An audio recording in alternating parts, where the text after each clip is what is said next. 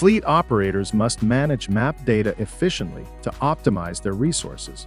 Configuring map sets with Account Manager's Fleet Settings feature can reduce download size from gigabytes to megabytes by pinpointing the data needed.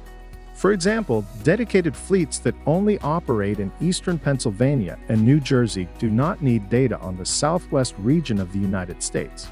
By focusing on the exact geographic area, you can reduce overall data size, which reduces costs for more current map data.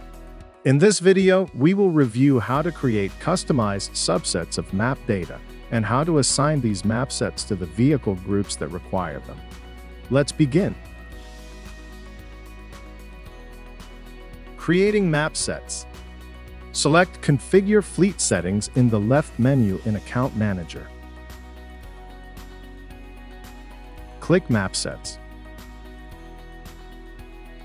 The Map Sets page loads with a list of any previously created map sets. Click the Create Map Set button. The Create Map Set dialog window opens. Enter a name for your map set in the Map Set Name field. Select the Set as Default checkbox to assign this map as the default map for new vehicle groups you create, as well as devices that do not belong to any vehicle groups. Select the checkboxes next to each geographical subregion, province, or state you want to include in the map set. Please note that, by default, you can include up to 5 subregions in a map set, but that number can be increased or decreased at the account level. Click the Save button.